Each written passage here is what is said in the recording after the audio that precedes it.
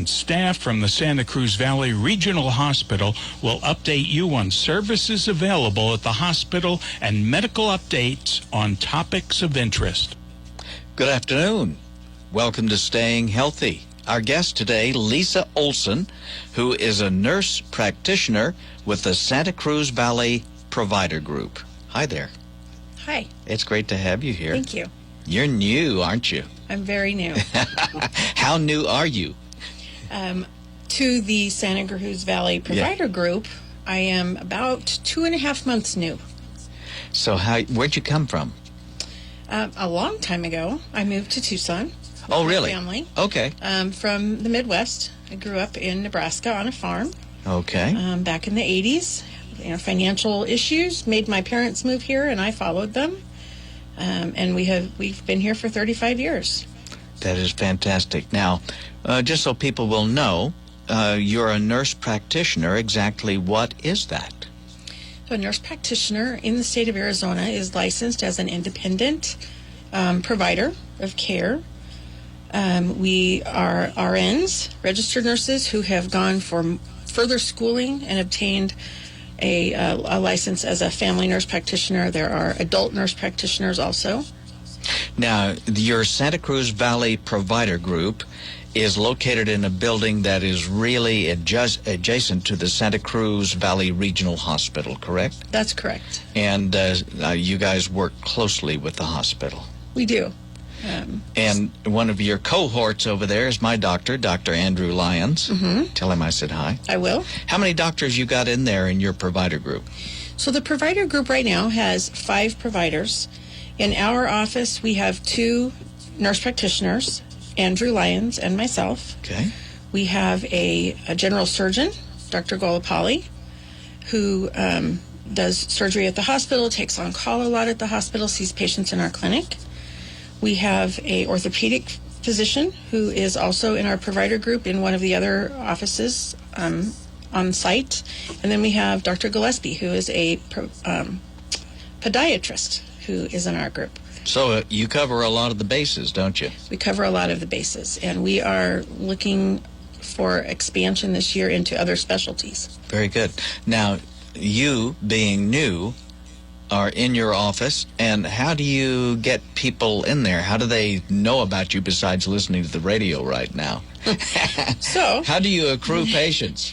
What I have found is word of mouth is a great way to get people into my office. Mm-hmm. I find that word of my presence is spread on the golf course. Really? At the Green Valley Rec Center. The emergency room is a great place that sees patients who don't have a provider or maybe are a winter visitor and need someone to follow up here. So they send people often over to our office. The Green Valley Rec Center also runs ads. The Green Valley News. Our pictures have been in the paper. Uh-huh. So a lot of word of mouth, some advertising. Now, what kind of experience do you bring that will help our community? So my experience, I believe, is fairly broad. I don't necessarily specialize in any one thing like pediatrics or orthopedics, but my experience as a nurse I think allowed me to have a really broad range of specialties almost. I've been in home health. I've worked in ICU. I've been a manager of home health offices. And then I've worked in the emergency rooms in Tucson for 20 years. Usually I've had 2 jobs. An emergency has been one of my passions. I like that the high-tech, high-acuity, short-term, but I decided to make a change at the end of last year from home health and management and work with people in a clinic and try to work with patients individually and see if I can make a difference there. When a patient comes to you, how do you decide how long to spend with that patient? Well, I'm lucky right now that we are growing our business. So I did not walk into a practice that had 2,000 patients waiting for me to see them. And so in being able to grow a practice, I have the ability to sit and listen. So there are people who want to spend 5 minutes with me and we solve their problems and we're done. And then there's other people I spend 45 minutes with because I want to hear about, what's going on with them and make sure that I'm listening for all the right things. And what we need to treat now, what we can treat later, what's important to them. That's great. And I don't think I actually answered the prior question in full, in that I think that I have a wealth of knowledge about a lot of things and know when to refer to specialties. So you may come in with infection on your leg.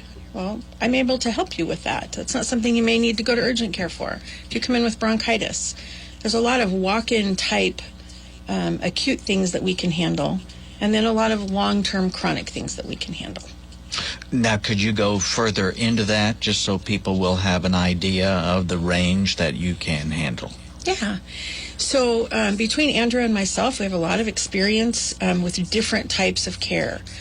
Andrew has a lot of experience with behavioral health, where mine is more in acute emergency experience. We both have a lot of experience with wound care. Andrew has a certification in lymphedema, which is, edema in the legs. I have experience with chronic wounds. So we do a lot of wound care in the where the community physicians may be referring patients to us just for wound care. We see those people improve their wounds. They go back to their community physicians. We do a lot of walk-ins. People who feel like, they could go to urgent care, but we can also fit them in. We do flu testing. We do immunizations. We can do sports physicals for kids. We aren't specializing in younger pediatrics, would not be really what we're specializing in right now, but we can see 8, 9, 10-year-olds, teenagers. We want to work with families and build a community relationship with now, people. When you mentioned the term walk-ins, that really got my attention, because that is not usually the case at most doctors' offices, is it? It is not. I know that a lot of physicians' offices keep 1 or 2 appointments every day for maybe someone who's an emergency. But if you're the person who calls at 8:05, you get that spot. And then you may have to wait a few days to get in. We have the ability to fit you in most days the same day or the next day if you call. We have certain hours if you walk into our clinic that we can usually fit you in and see you. That's big for a lot of people. Now, you're talking about the Santa Cruz Valley Provider Group, which is right next to the Santa Cruz Valley Regional Hospital. If people want to contact you via phone or find you on the internet, can you help us with that? I can help you with that. The phone number to our clinic, if you want me to state that, it's 520-393-4863. You can also Google the hospital and call through the operator, and they can transfer it to our office. And you can find us there. When you are working with a patient, what goals do you have in mind? So I feel like the patient is a partner in their care. They're really the one that's leading their care. Some people come to me wanting me to tell them the answers to fix them. Other people want to come and get my opinion and then make a decision. So I feel like I'm their partner. I will listen to, what's going on today. What do you hope our relationship is going to be about? Do you want to come see me once a year? Do you need me to refill your medications? Are we going to work on preventative things? And really, I make recommendations. People have the choice to accept those or research them, come back to me, argue with me. So a minute ago, you were talking about wounds, and my question is, wounds from what? So wounds could be from anything. You'd be surprised. People walk into the tables in your living room. Okay. I've done that. I treat a lot of lower leg wounds that are trauma. And we get referrals from the emergency room quite a bit for those type of wounds. We see people who scrape their leg on a piece of equipment, and it's just not healing. We have people who have chronic wounds from venous stasis, so their vascular system has deteriorated with usually aging or conditions in their health, and wounds take longer to heal. So they're called vascular ulcers. We see and treat those. We have people who have burns that we've seen and healed. We have people who had a operation and got an infection, and so it requires special treatment. We have done wound vac therapy, which is a machine that applies negative pressure to wound healing. We do lymphedema again for people who have a lot of edema in their legs, working with them, getting them the right equipment at home. And edema is what? Edema is when your legs swell up and it won't go away. So lymphedema is usually something when you see people with really, really large ankles, more than the normal when you get home at the end of the day, gravity type stuff. It's something that doesn't go away and requires some sort of clinical management. What's that caused by? What's it caused by? It usually is caused by poor vasculature. So the veins and arteries in your legs, along with usually some sort of heart condition, cause things to pool in your lower extremities, and your body just isn't able to recirculate everything as it used to when we were all 16. We've interviewed emergency services people here quite a few times, and if there's one thing that we have learned, it is that the number one call purpose here is responding to people falling. And I would presume that you get a few of those. We do. We live in a community of people who are aging in place, people who are active and may have an accidental fall. We have mechanical falls. People who anything can cause a fall at any age, which I fell 2 years ago. And so I think about sometimes how to catch myself. So is that something that really would be good to think about? Is, okay, when I fall, this is how I ought to do it? So one of the things I think we should talk about is prevention. So preventative measures. Okay. As we're aging, what can we do to prevent those falls? What can we do in our home? Removing things that could cause falls. Scatter rugs, things that are going to trip you, cords, furniture that's going to trip you. If you find yourself walking through your house and you have to hold on to furniture, maybe you need to graduate to a walker or a cane. People don't like to give up their independence. Right.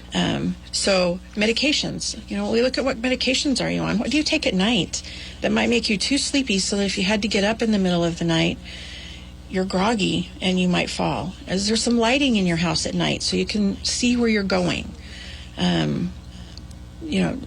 Definitely looking at medications, I think, is really important. Because? Things that cause falls, changes in medications, changes in blood pressure medications. Statistically, people fall within the first 10 days after a change in blood pressure medication. Are you serious? People who... So your blood pressure needs to stabilize a little bit. We make a change in your blood pressure medication, you could stand up suddenly, become dizzy, and fall. So there's a lot of education involved with changing medications, making sure people are on the right medications. People are self-monitoring their blood pressures so they don't get too low. Sleeping medications. You don't want to give people sleeping medications that might make them too groggy to wake up so that they fall. So there's lots of things that go into falling and preventing falls. Are you healthy? Do you have osteoporosis? Have you had a bone density scan so that we can look to see, how brittle are your bones? What can we do to help you make those bones stronger? Do you exercise? How is your balance? Can we send you to physical therapy to help improve that? So there's lots of things involved in prevention. You touched on exercise. How important is that? I feel like exercise is really important. My soapbox to people is, and I'm meeting people a lot for the first time. Like I said, I'm new, so probably 80% of the people I see every day are new patients to me. So one of my questions is always, what do you do for exercise? And people automatically think that I mean, do they go to the gym? No.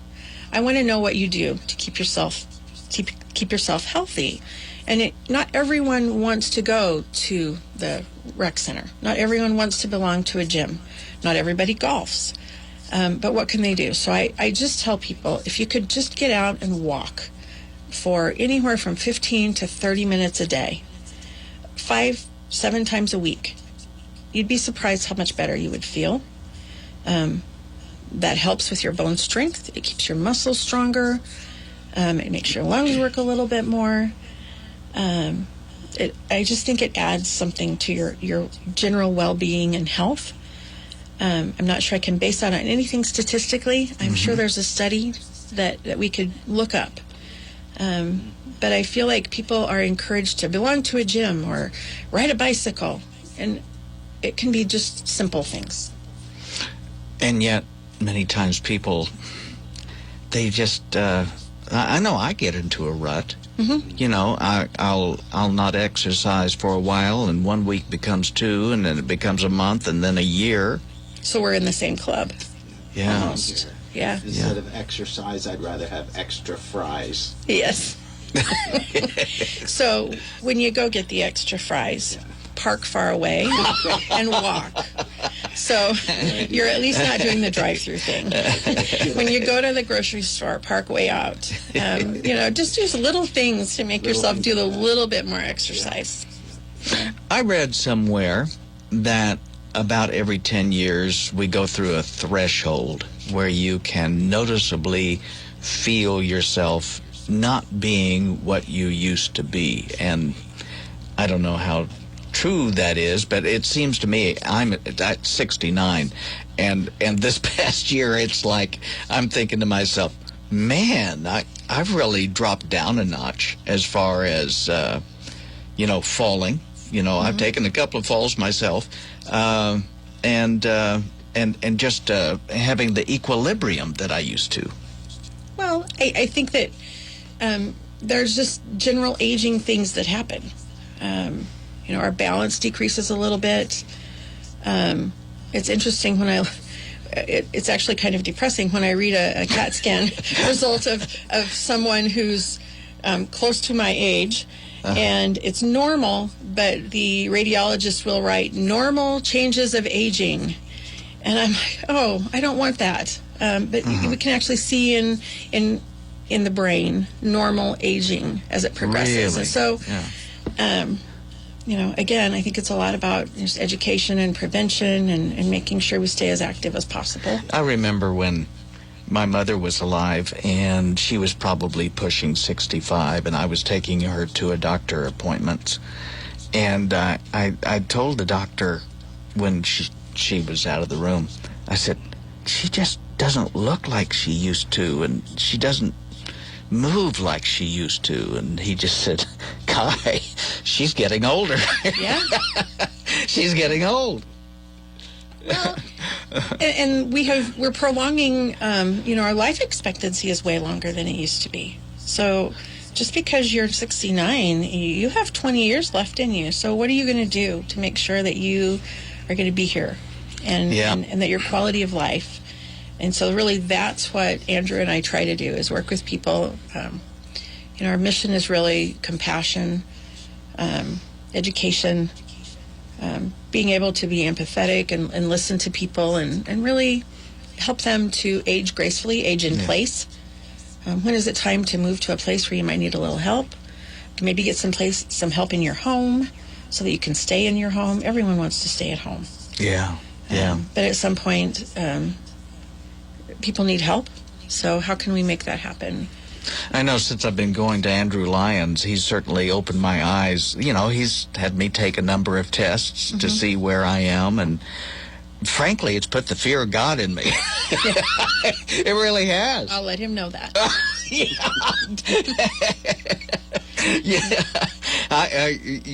I'm confronted with mortality here, and it's got me thinking. You know, I thought I'd face it in a different way, but no, I'm kind of thinking, wow, this is a bit scary. It is. But, you know, you could be in a car accident today, and that would be it. Or you need to plan for 20 years of decent health. Yeah, what are we make gonna it do better. To make you better? Yeah, I'm walking now. Yeah. I am with the dogs. Good. Pugsley and Angel and me. Listen, tell us more about the Provider Group. It's located, it's not in the hospital, it's next to it, right? Correct. It's Okay. not. It's next door in the green building in the way back, up on the second floor, suite 255. Yeah. And we are doing construction right now, expanding. We have 6 rooms, examination rooms, and we are expanding to add more examination rooms so that we can add more providers.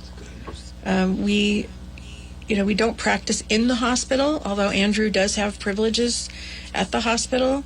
But if our patients are at the hospital, we can go right over and visit them. Oh, really? The hospital's imaging department is there. If we need someone to get an x-ray right away, we can get them right over to the imaging department. They have a lab. So the hospital is a great partner to be able to use for our practice. Now, there is something to be said for having the hospital here in Green Valley, isn't there? Mm-hmm. I think that's one of the things I hear the most is that I don't want to drive to Tucson. Mm-hmm. I want to have a provider that's in my community. I want to support the hospital. I hear people say that all the time. I believe the hospital is making great efforts to be a community supporter and there for everyone. The emergency room has been busy. So it's it's a good place to go for your emergent needs. And like I said, imaging. And if you just want to have a snack, they have awesome salads in the cafeteria. Very good, very good. Now, the CEO of Santa Cruz Valley Regional Hospital, Kelly Adams, recently had a big meeting. Did you attend that, the meeting for the community? And tell us a little bit about it if you did. I did attend in October, if that's the one you're referring to, at the hospital. It is. It was a few days before my official start of employment. But I did attend so that I could start meeting people. And I continue to meet people that I shook hands with that day. I felt like it was really well attended. There was a lot of support in the community for the hospital. Very good. Yeah. Now, we've covered a lot of stuff here. Is there anything else that you can think of that you would like to bring out about the Santa Cruz Valley Provider Group, of which you are part?